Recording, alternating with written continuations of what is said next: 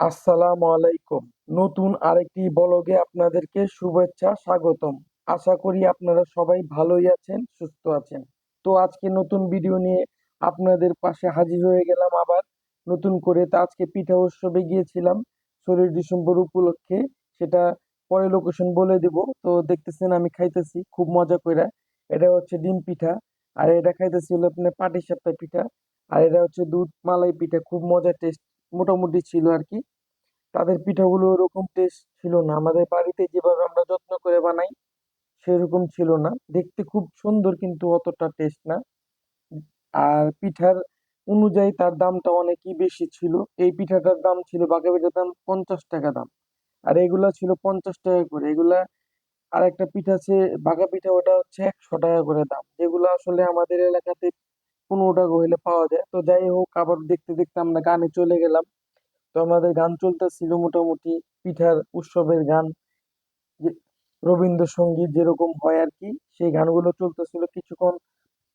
শোনার পরে আবার চলে গেলাম একটু ভিড়ের মাঝে, আপনাদের দেখানোর জন্য যে কি ভিড় আপনারা দেখতেই পারতেছেন।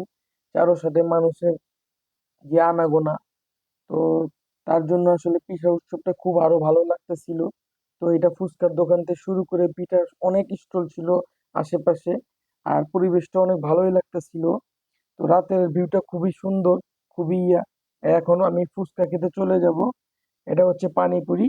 তো পানিপুরি খাইতেছি, দেখতেছেন খুব মজা করেই। আর পানিপুরিটা তেমন মজা ছিল না, টেস্ট ছিল না। তারপরে যাই হোক, যেহেতু আপনাদেরকে দেখাতে হবে খেয়ে, তো এখন রাকিনের আম্মু খাচ্ছে। তো ও খুব মজা করে খাচ্তেছিল, কিন্তু খুব টেস্ট ছিল না। তা আমি বারবারই খাইতেছিলাম। তো এইটার পানিপুরির ইয়েগুলো দামগুলো ছিল 100 টাকা, তো যার অনুযায়ী অনেক বেশি। আমাদের এলাকায় এটার দাম হবে 50 থেকে 60 টাকা, আর ওখানে 100 টাকা দাম। তাও সেরকম কোনো টেস্ট ছিল না।